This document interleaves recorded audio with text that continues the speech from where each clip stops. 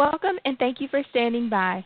At this time, all participants are on listen-only mode until our question and answer session. At that time, if you would like to ask a question, please press star then 1. Please be advised that today's conference is being recorded. If you have any objections, you may disconnect at this time. And now I would like to turn the meeting over to Ms. Linda Lee. You may begin. Good afternoon, everyone. My name is Linda Lee, and I'd like to welcome everyone to the Exploring Census Data webinar series. For anyone who may not be familiar with our format, the Exploring Census Data webinar series is a set of webinars presented on a monthly basis based on popular topics. The webinars are presented by our subject matter experts with the opportunity for Q&A at the end of each session. All webinars and Q&A sessions are recorded and will be accessible from the Census Academy's webinar tab once the recording and transcripts are available. Today's webinar on economic geographies is the fourth in our series for this year. This is our third installment of the series. We have all of the webinars from our previous series archived on census.gov, or you can also access them using the link provided here. Now, in light of recent transition to 100% telework, we are utilizing technology offsite to continue operations. And we aim to minimize interruptions as much as possible, and we appreciate your patience if we experience any technical delays. Please utilize our chat feature to notify us of issues, should any arise, and we will do our best to address and mitigate them. Also, please note, today we will be focusing on information you can obtain from the Census Bureau related to economic geographies. We want you to be aware of all census products and programs on this topic. The webinar will not focus on additional topics such as hiring for the 2020 census or our partnership programs.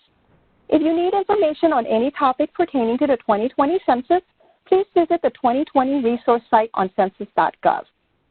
Today's webinar will be presented by Mr. Andrew Haight and Mr. Caleb Hopler. Mr. Haight is an economist with over 30 years of experience with the Census Bureau, to include his current capacity as a project manager for the Census Business Builder. Mr. Hopler is a statistician with our demographic program, the American Community Survey. So our first objective for today is to provide you with information on geographic areas published in the economic census and other business programs. Our second objective is to show you how to use the geographic areas data and provide its relation to other census programs.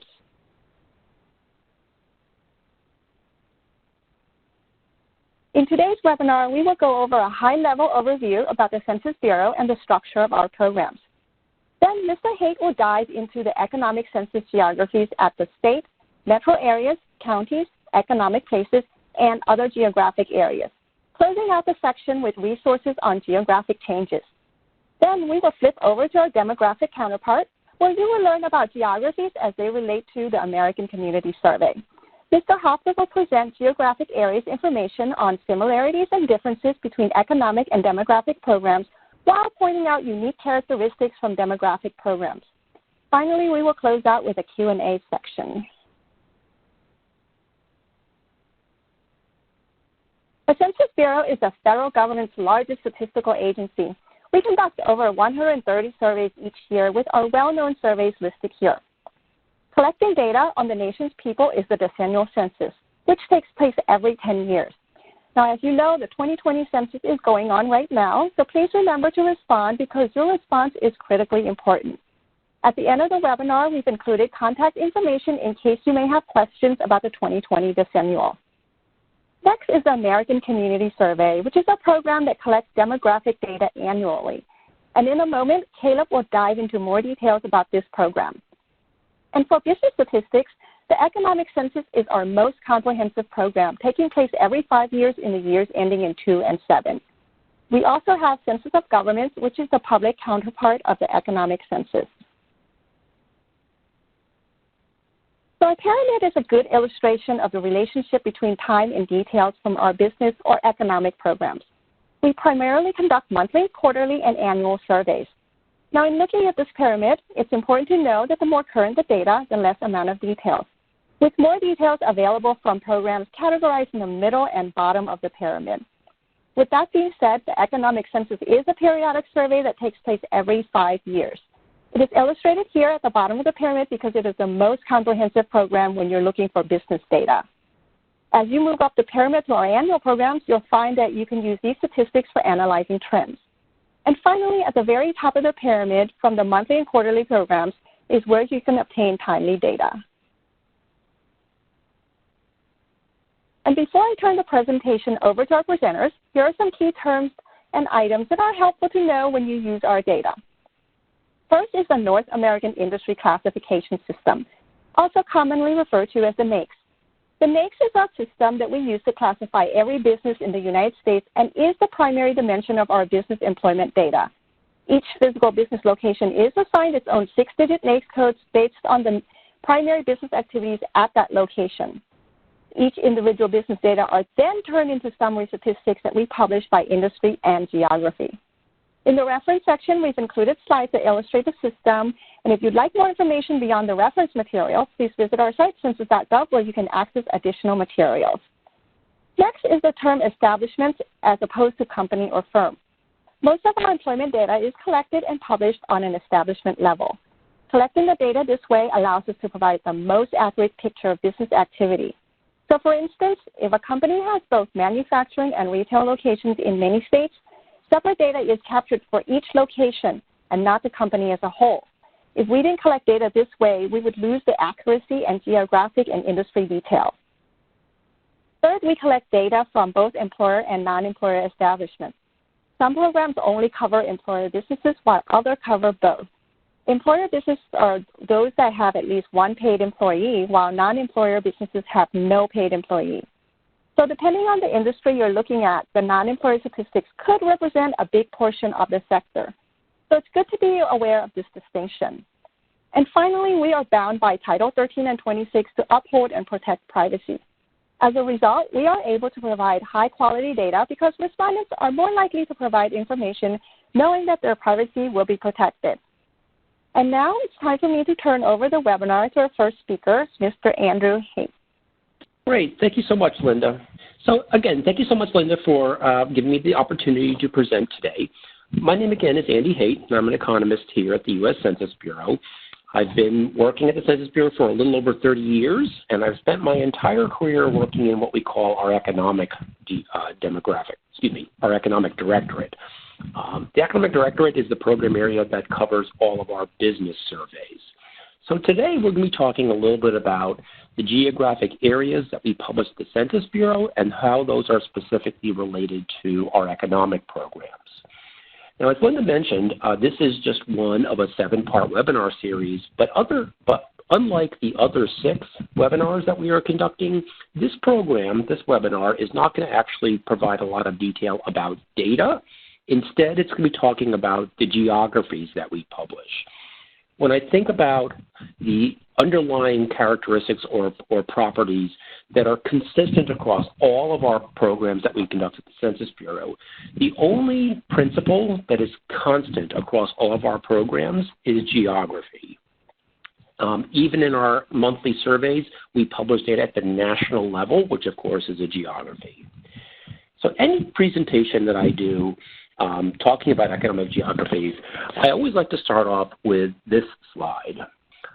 This slide provides an illustration of the types of geographies that we publish at the Census Bureau. This is not the comprehensive list. There are actually some additional ones that are not shown on here. This slide also gives you some information about the hierarchy of those geographies. So as you can see, census tracts sum up to counties, whereas places are actually not summed to counties, places sum to states. That's because places can actually straddle county boundaries. When you look at this slide, the geographies highlighted in red are those geographies that we publish in our economic programs at the Census Bureau. Caleb is going to be talking about some of the other geographies that we don't publish in our economic area that are published instead on the American Community Survey, things like census tracts and block groups. And the question I often get is, why don't you guys publish business data down to these other levels of geography? Why don't we publish urban area or school district or state legislative district data for our business data? And the short answer to that question is privacy. The Census Bureau is bound by Title 13 of the U.S. Code to protect the privacy of people and businesses who respond to our surveys. If we were allowed to, if we tried to, tabulate and publish our business data down to small levels of geography, like school districts or census tracts, because of the small number of businesses there are in the United States, there's about 8 million employer businesses in the U.S., when we would try to publish that data down to that fine level of geography, we would very, very frequently find cases where there may only be 1 or 2 gas stations or grocery stores or doctor's offices or some other type of business in that very small level of geography. In those cases, we would have to suppress the data for that geography because if we had published it, we'd be violating the privacy of those businesses that responded to our surveys. If Linda and I, for example, own the only 2 gas stations in our town, and we published the total for gas stations, she could easily subtract her employment and her payroll and her revenue for her business from the total and know exactly how much I pay my employees and know exactly how much revenue I generate. So we only publish this subset of geographies. I've also highlighted on this slide 2 of the geographies that are slightly different between our demographic programs area and our economic programs area. Those are zip codes, or what we also call zip code tabulation areas. Caleb will talk a little bit about that as well as myself, and also places. And we'll talk a little bit more about what we mean by a place in just a moment. So let's talk about economic geography. When we think about economic geography, the first geography we automatically think of is states. The economic census covers data for the 50 United States and the District of Columbia. DC is considered a state equivalent. Also, in the economic census, we provide a breakout of how much of that state is in a metropolitan area versus a non-metropolitan area. So, for example, if you were studying the economy of the state of Maryland and you wanted to know how much of the businesses, how many of the businesses, what share of the sales, of the employment is in metropolitan counties as opposed to non-metro counties, that breakout is available in the economic census. Now, we also conduct an economic census of island areas, which covers data for American Samoa, the Commonwealth of the Northern Mariana Islands, Guam, Puerto Rico, and the U.S. Virgin Islands. These 5 U.S. territories are also considered state equivalents in our economic programs. Now, you're going to hear me say throughout the presentation today that understanding whether or not the boundaries do or don't change is an important factor when you're doing comparisons of data over time. I never cease to be amazed when I talk to users who are comparing, let's say, the economy of their county over the last 20 years. And they want to talk about how much that economy has grown in the last 20 years. Ensuring that the boundaries of the geography that you're comparing are in fact comparable is an important part of doing that comparison. And this is true not only when you're looking at Census Bureau economic data, but even other sources of data or other sources of non-economic data. When it comes to states, the boundaries of U.S. states have not changed in a long time, and we haven't actually added any states to the U.S. for a very long time. However, your fun fact for the day is if you actually looked at the FIPS state codes, the Federal Information Processing System codes for each state, there's actually been a space left in the FIPS state codes just in case the day ever comes that American Samoa, the NMI, Guam, Puerto Rico, and the Virgin Islands become states as opposed to territories. The map we're looking at here on the slide, just to see, is looking at employment in the home healthcare industry by state from our 2017 economic census. So the next slide I want to talk about is metropolitan areas. In general terms, a metropolitan area is divided into 4 different types of metros, and the graphic on the left-hand side gives you some information about the hierarchy of those metros. At the very top of the metropolitan hierarchy is something called a combined statistical area, or a CSA. These are the sort of mega metropolitan areas like the Washington, D.C. combined statistical area. CSAs are made up of 1 or more metropolitan statistical areas or micropolitan statistical areas, and/or micropolitan statistical areas. Metro statistical areas are defined based upon their population, as are micropolitan areas. Micro areas tend to be smaller than metropolitan statistical areas. And because metropolitan areas can be so big, metropolitan statistical areas are further broken out into what we call metropolitan divisions. Whether we're talking about a metro division, a metro statistical area, or a micro area, the building block of all of these geographies are counties. In the past, the New England states used to be built from cities and towns. In fact, there actually still is a flavor, if you will, of metropolitans called New England city-town areas, NECTAs. But in the economic census, we only published county-based areas. Now, in publishing metropolitan areas, when you have a metropolitan area that straddles state boundaries, for example, the Washington, D.C. metropolitan statistical area straddles 5 states. We not only published the total for that D.C. metro area, but we also then published the state parts of that metro area. So if you wanted to know of all the businesses in the Washington, D.C. CSA, how many of them are in Maryland, D.C., Virginia, West Virginia, and even Pennsylvania, those state parts are published in the economic census. Now, because metropolitan area boundaries do change over time, we actually have to pick a point in time for which we publish those metropolitan area boundaries. So for the 2017 economic census, those metropolitan areas are built as of December 31st, 2016. And this is an important point because when we baseline and benchmark the economic census to the latest geographies when we conduct the economic census, those boundaries are then frozen, if you will, for the next 5 years until the next economic census. So, for example, the monthly and quarterly and annual programs that are published on the years immediately after the economic census are baselined back to that previous economic census.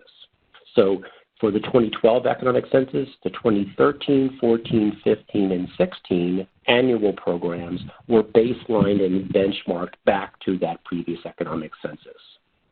The bottom right-hand side of the slide, I just have a quick example of a particular metropolitan area.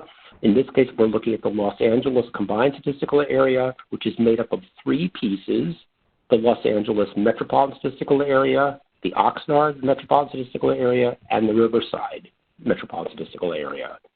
Because the Los Angeles metro area is so large, it is further broken out into the Anaheim Metropolitan Division and the Los Angeles Metropolitan Division. Now, at the very bottom of the slide, you'll notice that I have mentioned something here called a CFS area. CFS stands for Commodity Flow Survey. It's a survey program that we conduct at the Census Bureau for the Bureau of Transportation Statistics, and we'll talk a little bit about how CFS areas are related to these metros in just a moment. Now, when it comes to counties, we include a number of geographies as county equivalents. Of course, counties themselves are what we typically think of, but independent cities like the city of Baltimore are actually considered county equivalents in our economic programs. So, for example, we would publish data for Baltimore County, which is the piece of Baltimore County that is outside of the city of Baltimore. And then, as a county equivalent, we also publish Baltimore City. There's actually more independent cities in Virginia than in any other state. This probably dates back to colonial era, where individual cities and towns wanted to have their own identity. So looking at this map here on the slide, you can see these little tiny spots. For example, right smack in the middle of Fairfax County is Fairfax Independent City. That is its county equivalent. Now, of course, we treat parishes in Louisiana and census areas in Alaska also as county equivalents. And in the economic census of island areas, we treat the municipios in Puerto Rico and the 3 islands in the U.S. Virgin Islands also as county equivalents. Now, there's an interesting type of geography that we publish in our county data in one of our programs called County Business Patterns, called statewide counties. So if you can think about a business that straddles multiple counties, let me give you an example. A pipeline that may start in one county, go through a second county, and end in a third county, what county would you assign that pipeline to? That business that is a pipeline, what county would that pipeline be assigned to? In the County Business Patterns program, we actually don't assign it to a county. We assign it to something called the statewide county. So if that pipeline went through 3 counties in Maryland, it would be published in the statewide county for the state of Maryland. That way, again, we don't have to worry about assigning that business to a particular geography. Now, it is very important to note that while we typically think of counties as being fairly static, the boundaries of counties can change. So whenever you're using data, understanding whether or not the geography you're comparing, in this case a county, has changed or not is an important thing that you need to do before you're saying, yes, the data for that county are comparable, and therefore I can then compare the data over time. And we'll talk in just a moment about the types of resources that we have available to you to help you understand and be aware of those boundary changes.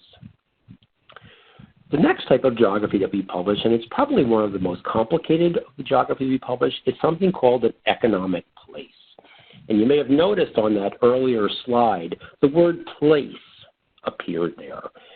Economic places are, for the most part, a subset of all of the places that we recognize in our demographic programs like the American Community Survey. And Caleb will actually talk a little bit about these places and highlight the differences. But in terms of our economic programs, economic places not only include incorporated cities, but also include unincorporated areas. Incorporated cities would be what we typically think of as a municipality. The city of Annapolis, Maryland, for example, has its own government. It has a mayor. It has a complete governing board. People who live in the city of Annapolis pay taxes to the city of Annapolis, and the city of Annapolis provides services in exchange for paying those taxes. Those incorporated cities are all included in the economic census. But we also recognize that in many states, unincorporated areas are also very, very important. For example, in Anne Arundel County, where I live, there is only one incorporated city, the city of Annapolis. And yet, the city of Glen Burnie, Maryland, is nearly the same size as the city of Annapolis, and some would argue has more businesses in it. So if we only publish data for incorporated cities, what would we do about data for businesses in these unincorporated areas? So the Census Bureau has something called a Census Designated Place, or CDP, and we include both unincorporated areas and incorporated areas as economic places. Now, there's a couple of interesting tweaks to all of this. In the New England states, plus Michigan, Minnesota, and Wisconsin, or what we typically think of as the 12 strong MCD states, MCD stands for minor civil divisions, we publish those minor civil divisions in those 12 states in place of the regular incorporated cities and unincorporated areas. So, for example, in the state of Pennsylvania, we would publish the data for the townships and not the small towns and boroughs and things like that that make up those townships. For the most part, we decided to choose those minor civil divisions in New England states because, number one, they are legally recognized geographies. However, we also selected them because they tend to be larger than the places that make up those minor civil divisions, those county subdivisions, and therefore the chance of us being able to publish data due to our privacy laws in our economic programs is greater in those larger geographies than it would be if we published the smaller levels of geographies. As Caleb will point out in just a moment, while we only publish minor civil divisions, the county subdivisions in those 12 states, the American Community Survey publishes both the minor civil divisions and the regular places. So they have both sets of data. Now, when you think about a typical county, you're going to have parts of that county that are in an incorporated city or town or village or borough. You're going to have parts of that county that are in an unincorporated area, And finally, you're going to have parts of the county that are outside of both of those types of geographies. They are neither in an incorporated area or in an unincorporated area. These tend to be more rural sections of a particular county, but often that remainder of the county can actually be quite large. So in the economic census, we publish something called the balance of county, which is the piece of the county that is left when you take out the incorporated cities and the unincorporated areas within that county that we recognize. Now, it is important to note that what we call the balance of county in our economic programs is not quite the same as what the American Community Survey and other programs call the remainder of the county. And the reason why they aren't the same is we use a size cutoff in our economic programs to define geographies that qualify or don't qualify to be separately published in the economic census. We use the cutoff of 2,500 population or 2,500 jobs. So for example, if a small town has at least 2,500 people living there or 2,500 people working there, we would recognize that town as being valid for inclusion, valid for separate publication in the economic census. A very small town that has fewer than 2,500 people still would have businesses in it, but we wouldn't actually recognize that small town in the economic census. Instead, those businesses located in those small towns of less than 2,500 population would be included in with the balance of county. So that's, again, why balance of county isn't the same as remainder, because balance of county includes some places that are published in the American Community Survey but are not published in the economic census because they're so small. Now, it is very, very important to note that the boundaries of places often change.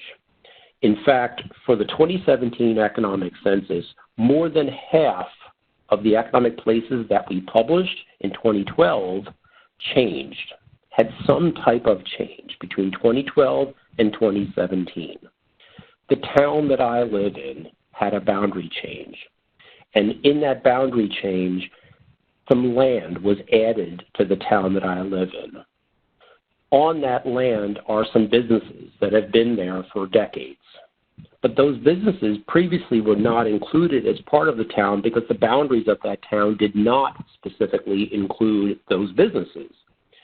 So when those businesses were then added to the boundaries of our town, the economy of the town that I live in grew, but that growth is a figment, if you will, of the boundary change, not real economic growth. So it's important that when you're comparing data over time and you want to make sure that something is comparable, that you use the resources that are available to you to be able to tell, has a boundary change occurred? And if the boundary has actually changed, is that change significant for your purposes? At the Census Bureau, any boundary change to us would be considered significant. If it is not 100% comparable, we would say you can't compare it. But maybe for your particular purposes, the boundary change doesn't need to be perfect. So for example, in the example that I was just giving, that boundary change only impacted the businesses that are in my town. There were no homes, there were no residences, no apartments that were located in that piece of land that is now in my town that used to not be in my town. So from a demographic perspective, yes, there's been a boundary change, but that boundary change really did not affect the comparability of the data for my particular town. So when you're using these geographic resources to be able to understand these changes, it is important to think of local knowledge, to actually know something about that geography, to be able to make sense of whether or not that change is significant or not. Now, in the economic census, we also publish something called a consolidated city. There are only 7 of them in the United States, so I'm not going to spend any time really talking about them, but they are actually published separate from places. So the last couple of geographies I want to talk about before we talk about geographic change is geographies like regions and divisions. We publish data for the 4 U.S. regions and the 9 U.S. divisions. And those geographies are only published in the economic census for the construction sector. We do not publish region and division level data for any of the other 17 North American industry classification system sectors. We also publish something called commercial regions in Puerto Rico, and for the mining sector in the economic census, we publish something called an offshore area. So if you wanted to know something about oil and gas platforms, and you wanted to be able to look at oil and gas drilling platforms that are onshore, that are on the land, versus those that are out in the Gulf of Mexico or off the coast of Florida or off the West Coast, we would actually publish data on offshore activity in the mining sector only. Now, we all can probably think of some businesses that are in the water, and we might then wonder, well, what about fishing vessels? Or what about gambling cruise boats? Or some of the other types of businesses that are actually in the water? In the economic census, we actually geocode those businesses to the port that they are based out of.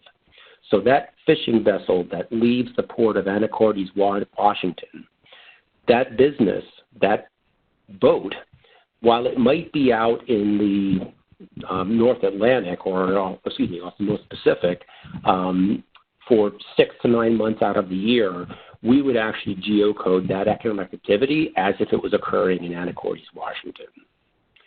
Now, in the economic census, we don't publish zip codes, but in one of our programs, Zip Code Business Patterns, we do publish zip codes. And these are the good old-fashioned U.S. Postal Service zip codes. We do have a couple of exclusions. We typically don't publish data on P.O. boxes and for single business zip codes.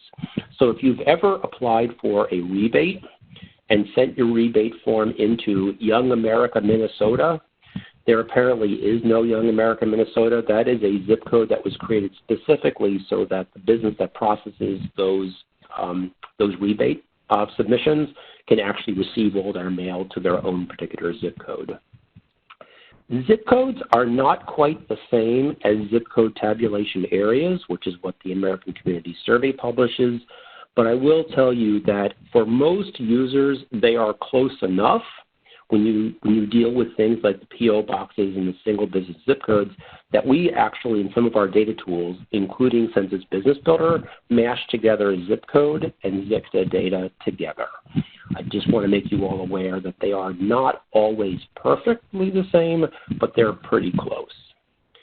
Now, I mentioned before something called a CFS area. The CFS area is a commodity flow survey area. They are like metropolitan areas. In fact, they are subsets of the metropolitan area. So the commodity flow survey publishes detailed data on businesses that are transporting goods, and you can look at that data tabulated by state and by metro, et cetera. Because they are unable to publish for the sample size all metros in the United States, the Commodity Flow Survey Program pulls a subset of those metro areas, and they are called CFS areas.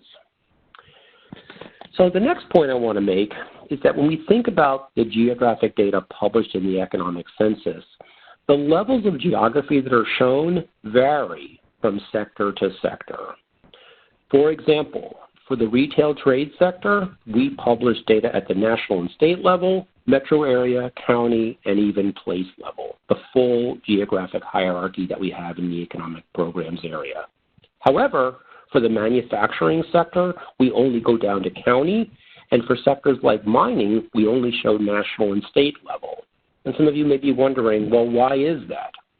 Well, with only 14,000 mining businesses in the United States, and the fact that we do publish data broken out by the type of mine, whether it's a coal mine or some other type of mining and oil and gas facility, if we tried to publish data below the state level, let's say the county level, there may only be one strip mine or one coal mine or one rock quarry located in that county, so we would not be able to publish the data for those lower levels of geography. So some of the sectors, you can see we don't publish the full hierarchy, others we do. Now this chart gives you some information about the levels of geography that are shown across each of the programs that we conduct in the economic programs area. At the bottom of the slide, I have included links to each of the programs that we conduct, and sort of a nice little cheat sheet that says if I'm interested in data from the annual business survey, those data are published at the national, state, metro, county, and place levels, whereas the annual capital expenditure survey only shows data at the national level. These presentation materials will be posted to our website later, and you are certainly more than welcome to download this information and to be able to use these particular resources available to you. So let's now talk about those geographic changes that I keep referring to.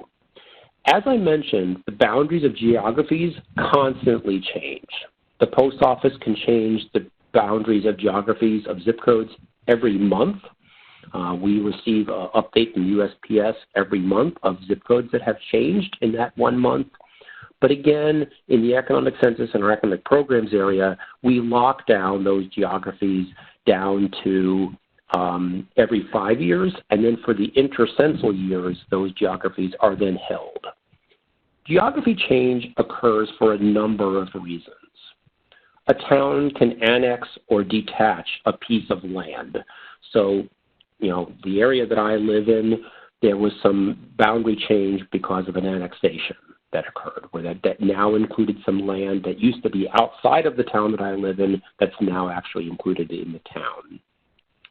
Incorporations or disincorporations can also have an impact on the boundaries of a particular geography, as can other kinds of legal things, treaties and executive orders, court orders, etc. When it comes to metropolitan areas, though, the definition of the metropolitan area can change because of commuting pattern data and population change. So when you think about some of the more rural areas around Washington, D.C., when enough people start driving from those rural areas into the center city, into Washington, D.C., or into Baltimore, those increases in population, those changes in commuting patterns can have an impact on the definition of a metropolitan area because metro areas are defined based upon population and commuting patterns. So there's lots of reasons why they can change. Over on the right-hand side of the slide are a couple of resource links that we have. The top link is to our geographies page on our Economic Census website. On this geographies page, we have a number of resources. First, we have change notes. These are files that are state-specific that tell users about the changes that have occurred in that particular state. So, for example, if I wanted to look at data for the state of Maryland, and I wanted to find out, did any of the metro areas, did any of the counties, did any of the places in the state of Maryland change between 2012 and 2017? I can turn to this Change Resources page, look at these notes, and find out, yes, there's a number of places that changed. And this is what the change was. It was an area gain. It was an area loss. It was a code change with no content change. It was a brand new place that knew that that now qualifies because of population growth that used to not qualify. Now, the change notes are text-based documents, but we also have something called Tiger Web Econ that allows users to look at those changes in a map-based interface. And that application, Tiger Web Econ, can be very, very helpful to then make sense of whether or not that change is or is not significant to me. Sometimes a river can change its course, and because of that course change, the boundary of the town that river serves as the edge of has now changed. Now, maybe for me as a user, I don't care about that change. That change didn't affect the comparability of the data. You'd actually be able to see that boundary change using Tiger Web Econ. And then the last point I have on here is that we have something called the GARF, the Geographic Areas Reference File. It is a complete list of every geography that we recognize in the economic census. And when you go to our change notes files and you see the United States as a menu option, if you go there, that's where you will actually find the GARF file. And that's what has a full list of all those geographies It explains the hierarchy. It shows what places add to the counties and what are the places that straddle county boundaries, etc. It's a great resource. If you were to go to that change notes page for the state of Florida, this is a little piece of what you would see. At the top of the slide is a piece of the metropolitan area change notes files that highlight the fact that there's a brand new combined statistical area in 2017 economic census. The Pensacola Ferry Pass combined statistical area was created after the 2012 economic census. That's a brand new combined statistical area that is comprised of a brand new micro area plus a 2012 metro area. So you could see that's made up of Atmore Micro and the Pensacola Ferry Pass, Brent, Florida metro area, which was a previously existing 2012 metro. So if I was trying to compare the data for the Pensacola CSA between 2012 and 2017, I would not find that CSA in the 2012 economic census, but I could sort of build that CSA data by taking the Pensacola Ferry Pass data from 2012 and adding in the data for Escambia County, Florida, which used to not be in a metropolitan area, to now essentially create a comparable piece of data for 2012 that now is comparable to the 2017 metro. In the bottom left-hand corner is a screenshot of one of our economic place change notes files. This file lists all of the places that we have now added to the 2017 economic census. These are all places that used to have population less than 2,500, but now have grown enough that they now qualify.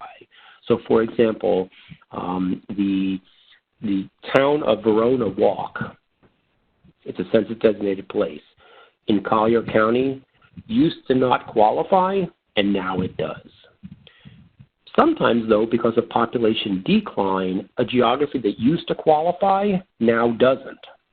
So the list at the bottom of that side of dropped places show all of the towns that we used to publish in the 2012 economic census that now don't qualify. So Alva CDP is a town that we did publish in the 2012 economic census.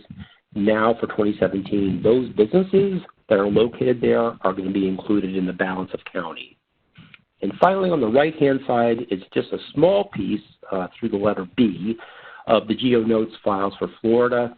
In the state of Florida, there are more than 600 places that had some type of boundary change. This is just a little piece of the file. So as you can see, Bartow City, which is in Polk County, had area gain.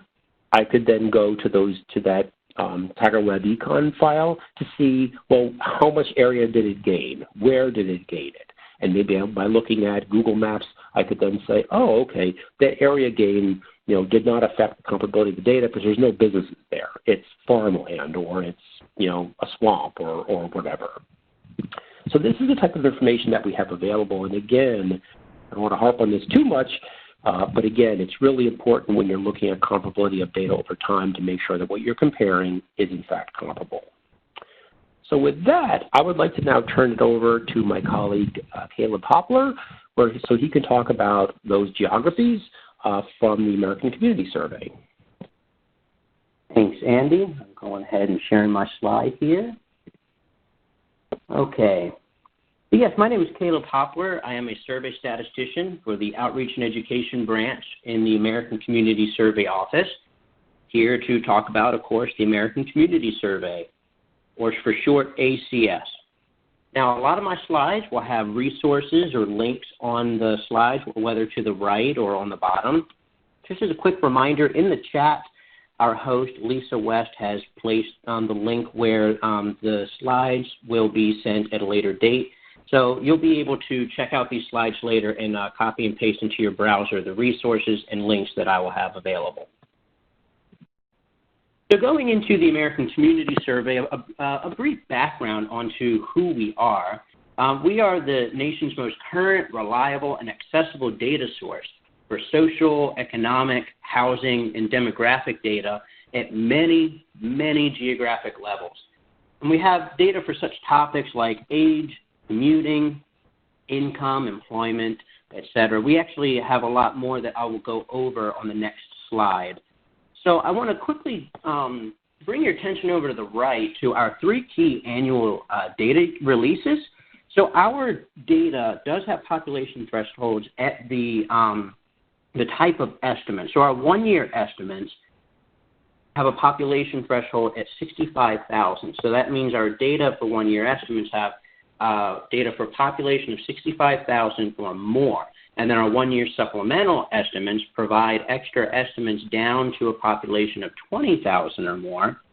And then finally, our 5-year estimates, because there are no population thresholds there, we are able to provide data at very granular levels, such as census tracts, block groups, which I'll explain later. So basically, for very small populations.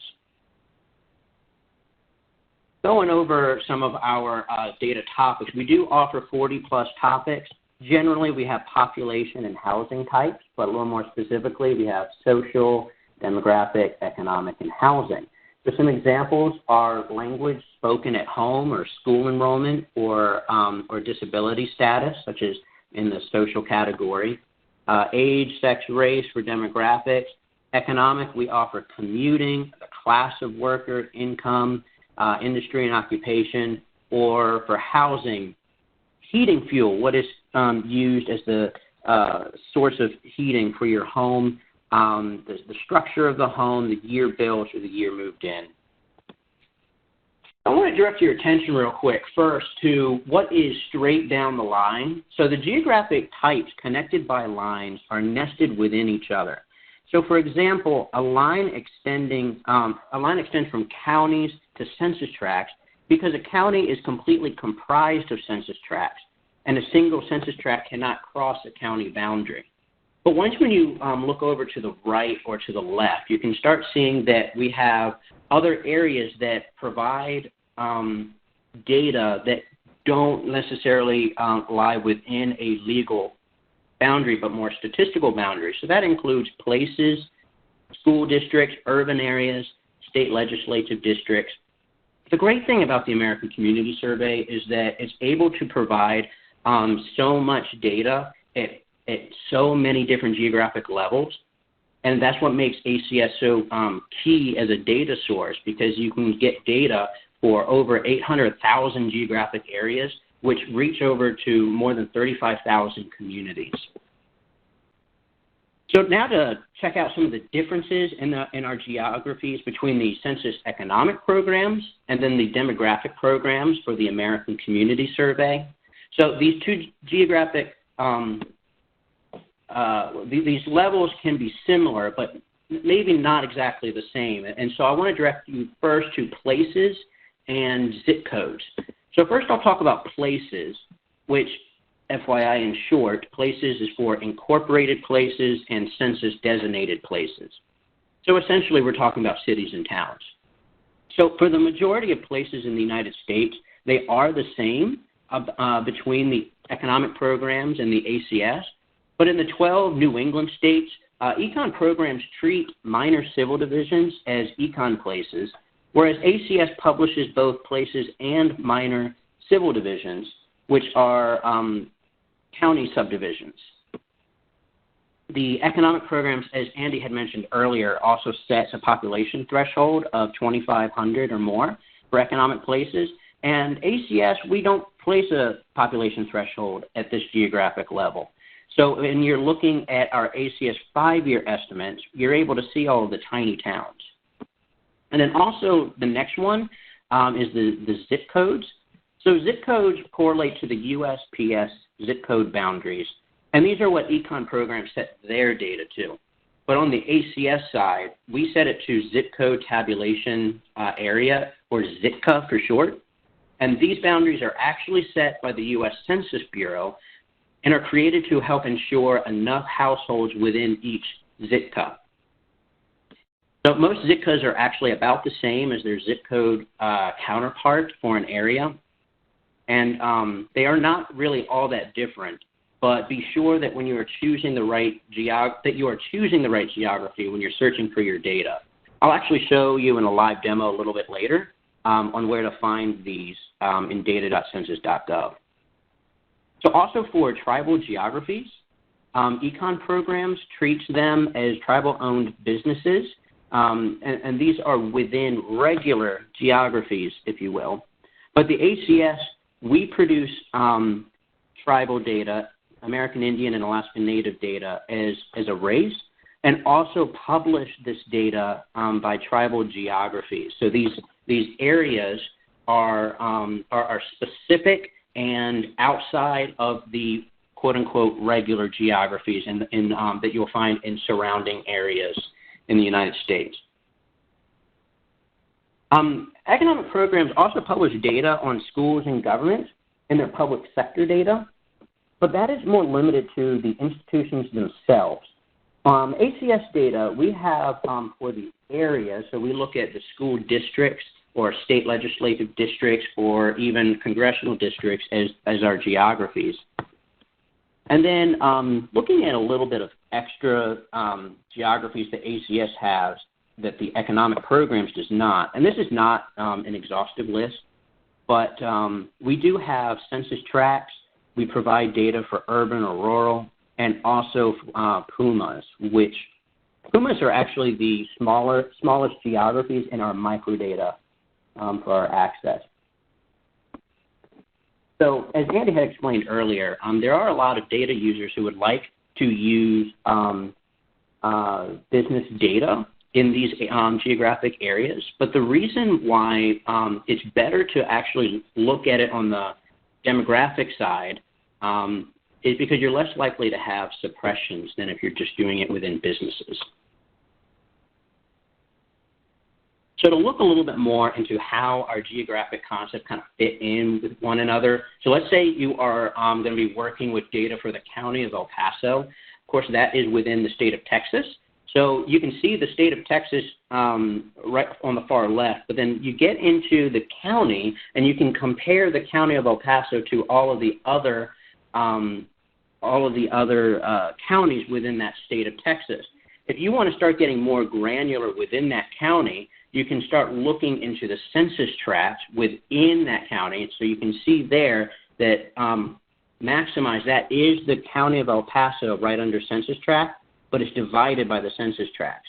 So there are larger and smaller. So the smaller ones are in the more populous areas. So that will be the city of El Paso. And you get to a little bit more of the rural census tract. So that's why it gets larger. And then you can look within a census tract to find the makeup for the block groups.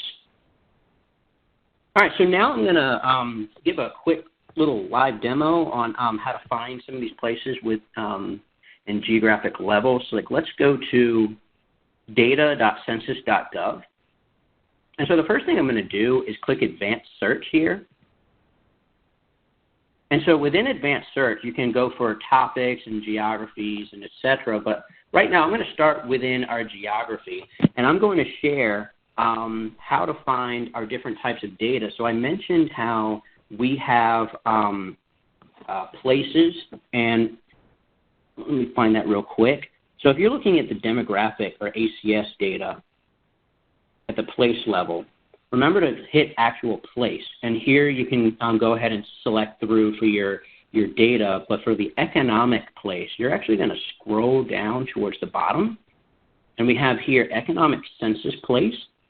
And so this is where you're going to get the economic data. And if I scroll back to the top, I can find another similar difference where for ACS, you're going to go to zip code tabulation area, or ZITCA, 5-digit, and click through the geographies to get your ZITCAs. Or if you're looking for business or economic data, you're going to go down and find the 5-digit zip code. And here you can select through there. And then also for our tribal geographies, if you start off at the top and scroll down just a little bit, we're going to find the American Indian area, Alaska Native area, and Hawaiian homeland. And so if I were just to click like a couple of them, and I click search, you're going to see where it goes to ACS data for these tribal areas. So also I want to share real quick that if you are looking for something, you don't go through advanced search. You can go more general. or if you know the specific table title, you can go through the single search bar. So there are topics that will be shared amongst the demographic side of ACS and economic programs. So for instance, if I was going to look at industry of, and Andy mentioned Baltimore City earlier and Baltimore County. So let's just pick one of those, Baltimore County, Maryland, and I just click search. So I'm going to go over to, so first of all, this brings me to the tables and maps and more. I'm going to click tables. And over on the left is the list of tables. And so you can see here that the first set is with American Community Survey. But if I keep scrolling, and I think I'm only going to need to do this 1 or 2 clicks, we will get out of American Community Survey, and we will get to, starting to get to the economic, here we go, economic data, so annual economic surveys. So, of course, if you were to go for a specific topic that only pertains to the demographic side or the economic side, it would give you those tables. But there are things such as industry that will pertain to both, which is why you may see all the different types of our programs, American Community Survey and economic programs. I also wanted to show you actually, so here as you can see is where it says S2403. So S stands for the subject tables, and we have in ACS different types of tables that may not go down to the same geographic level. So S is for subject, but we also have B tables, B as in boy, and B is our detailed tables. These go down to almost all of our detailed tables go down to our block groups, but then other tables such as the subject tables or our data profiles, which will be DP, those go down to census tracts. So if you wanted to do a quick check on how to find what type of table goes down to the lowest geographies, go onto our actual website of census.gov, and I'm going to go to Surveys and Programs to get to American Community Survey, or ACS. And I'm going to go to News and Updates.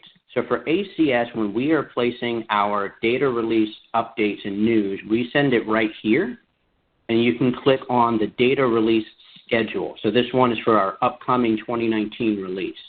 So here you can see what the 1 year goes down to 65,000 or more, but then our 5 year, which covers everything, our data profiles, the lowest geography level is census tracts. But then, like I said earlier, our detailed tables gets down to block groups. So if you wanted to see a lot more information and specific information on the ACS geographies, here I'm going to go back to the ACS landing page. And if I were to click here, Geography and ACS, this is our a really good resource that was actually just updated very recently. We have our Geographic handbook. So we've updated, and we're in the process of updating a lot of our data user handbooks that are specific to different types of data users, different research focuses, as well as this one here on geography. So I encourage you to click here, and it'll download as a PDF. But then also here you can check out all the areas that we publish here in the ACS, our geography boundaries by year and the geography changes. Check out our reference materials. Also, the concepts and definitions that are shared that's maybe specific to ACS in geography or shared amongst the census programs for geography. And then last, check out geography tools.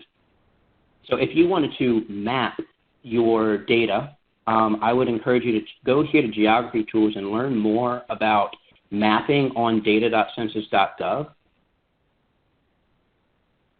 So this is a little preview of data.census.gov and its mapping capabilities. You can also go to TigerWeb, where it's a mapping application that does utilize different geocodes that bring our data together in the geography. So speaking of that, if you want Tigerline shapefiles that's already paired with ACS 5-year estimates, check out the Tigerline with selected demographic and economic data.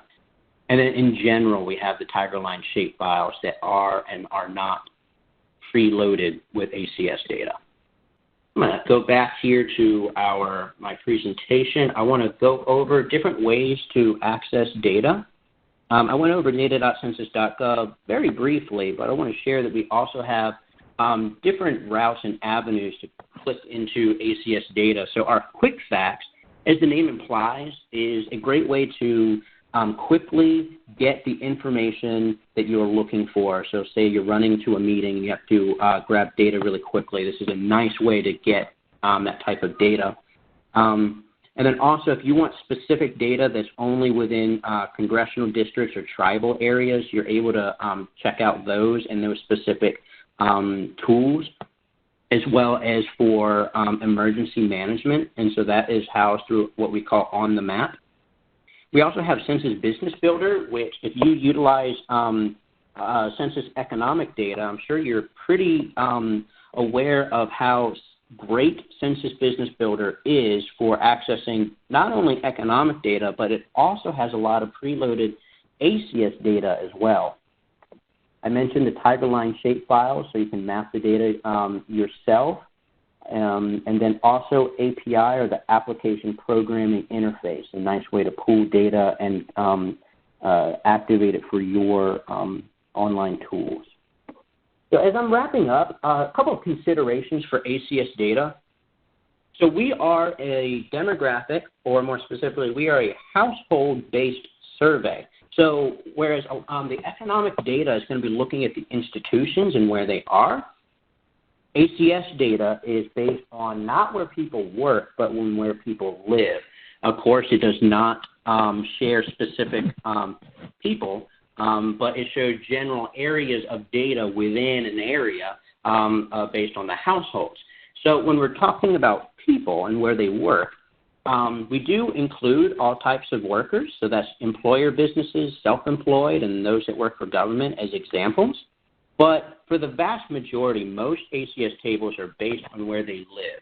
We do have tables that is based on the workplace geography, but that will specifically say it in the table. So if you are looking at an ACS table, mostly I would go ahead and assume that it's based on their where they live. And also, I stressed in the beginning our geographic levels, and a lot of that is based on the 1-year and 5-year estimates. So when you are in, you know what, I'm actually going to run over to data.census.gov again. Let's just do a random table here. It's very important when you're checking out a table here where it says product, here it's almost always going to automatically set you to 1 year estimates unless you selected a geography in the beginning. So like it's going to automatically set you to the United States, the largest we have for geography levels, and then the 1 year. So click here and you can choose your year as well as choose the 1 year and the 5 year. So if you were to click the 5 year first, then you can go to geographies and you can change. So let's say we want to look at tract level, and we go to state of California, and we'll just do all census tracts within this county here. Now we'll be able to catch it. So it's going to, I need to refresh it. Okay, there we go. So I don't really know what's going on. Here we go. It's right here. So yes, if you were in 1 year estimates to begin with, you will not be able to get that data not available, or it might not even show up here. Lastly, I want to say that for our industry data in ACS, we break out industry using census codes. So ACS side is not based off of NAICS. So if you do have questions, as a reminder, these slides will be provided later at the link that Lisa West was kind enough to put in the chat box. But you can sign up for alerts within Gov Delivery. We provide a lot of our updates through Gov Delivery, and you can choose the different type of emails that you want to get for updates on ACS and its program. Of course, check out census.gov/ACS, where you'll be able to access all of our technical documentation, links to our data, and other updates. If you have questions, please reach out to us at our Census Customer Service Center, or reach out via email, and this is acso.users.support@census.gov. And if you're utilizing our data, we encourage you to please source us. It's great that other people can know where you're getting that information and that they can access it as well. So lastly, as I'm leaving here, data tells stories. So if you would like to stay in touch with us by letting us know how you use ACS data, that would be really, really great on both ends. Because, for example, have you or your organization used the ACS to make an important decision, help your community, or expand your business? So if you have, if you visit the link at the bottom here and share that story, we would love to not only learn how data enthusiasts across the country are using ACS data, but it also helps provide further support for the importance of the data that we collect here at the Census Bureau. So it's a great way to further promote the ACS data. So I will now turn the presentation back, and I'm moving into our Q&A session. Thank you, Andy and Caleb, for presenting our audience with information on geographic areas available from the Census Bureau and how to distinguish and use the data. Thank you, everyone, for your interest in our data and for attending today's webinar. Before we begin our Q&A, if you have questions regarding the 2020 decennial census, please feel free to send your question at the contact information provided here. Also listed here for you is information for our data dissemination specialists, and this is for anyone who may be interested in having a hands-on in-person training. We have specialists assigned by geography that will be able to provide this service. And as a reminder, we're focusing our Q&A on today's topic, and we'll be accepting questions regarding geographic areas data. If you have questions on other topics, please feel free to send an email to us at census.askdata@census.gov. And now we'd like to open up our lines for Q&A portion of this session. Operator, at this time, do we have questions in the queue? And as a reminder, if you would like to ask a question over the phone, please press star, then 1, and record your name clearly when prompted. If you need to withdraw your question, you may do so by pressing star, then 2. One moment as we wait for the first question. And while we're waiting, Caleb, we did receive a question.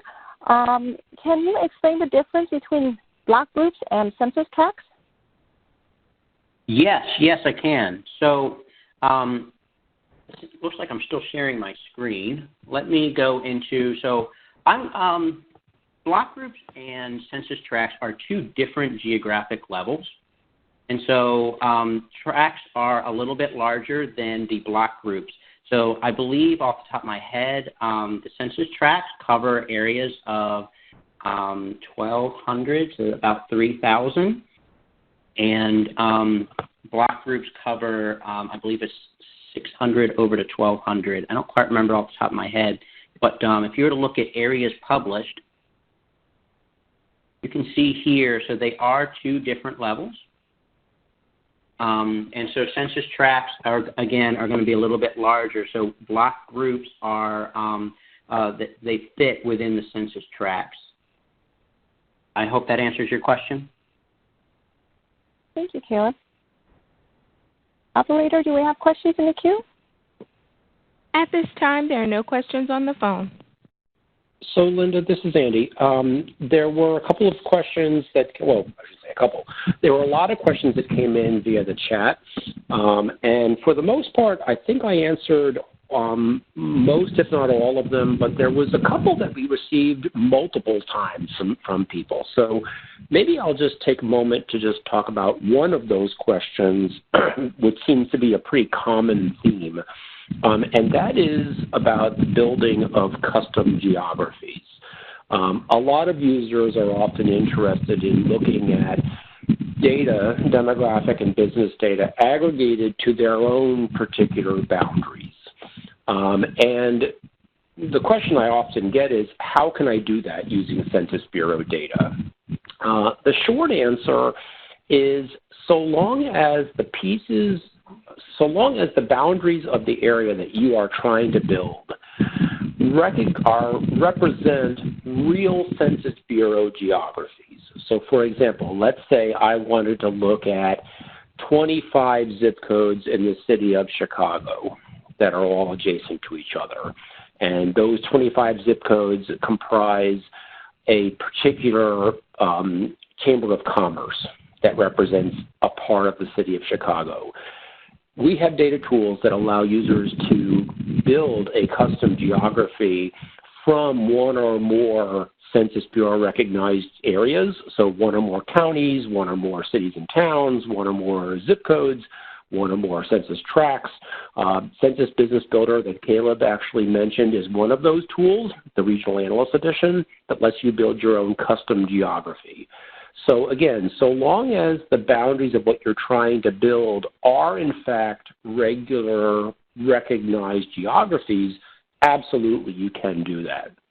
What you can't do with census data, with only really one exception, is you can't build your own custom geography where you define it of areas that are not recognized. So let's say you wanted to drop a pin at my house, and I wanted to draw a 5-mile circle around my house to find out how many people live within 5 miles of my house. That circle that I would draw would cut through multiple Census Bureau recognized geographies, and it would also include Census Bureau recognized geographies that are completely within the circle. In our data tools that allow you to do that, they automatically would select the entire geography that that circle cuts through, not just the piece of the geography that's inside the circle. And that may result in an area that might be quite a bit bigger than what you had originally intended. You may be getting more people and more businesses than what you originally wanted. But the simple fact is we don't allow you to build a custom geography like drawing that circle, because to do so correctly, statistically accurately, we would have to give you the micro-level data that would allow you to build that total on the fly. And if we did that, we would have to send you to jail, or we would go to jail, because that would be a violation of the privacy of the people whose businesses and the data that we would give you. We cannot release the micro-level data in that kind of a way. There are a few data providers out there that attempt to create what you're looking for. You drop that pin, draw that 5-mile circle, and it grabs the data just within the 5-mile circle. But with only a very small number of exceptions, the way they do that is, and I'm going to say it this way, cheating. It is assuming that the people and businesses in that circle are evenly distributed. So let's say your circle cuts off 22% of a particular city, let's say. They would then take 22% of the data for that geography and allocate it to that particular circle. And I think we all can probably think of areas where we live or where we work where you have clusters of businesses in some places and nothing somewhere else. You drive 5 miles out of my town and you're in farmland. There's no businesses there. But in my town, there's lots of businesses right there. So we don't let you build your own custom geography where you are truly defining the boundaries unless the boundaries are recognized by the Census Bureau, by the pieces of those areas are recognized.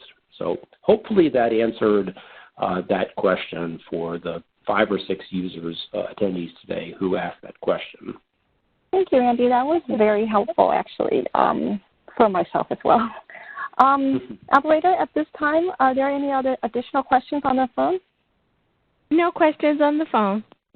Okay, without any additional questions, I want to thank everyone, and I'd like to express our thanks to everyone again for attending today's webinar. And this concludes today's presentation. Have a great day. Thank you for your participation in today's conference. All participants may disconnect at this time.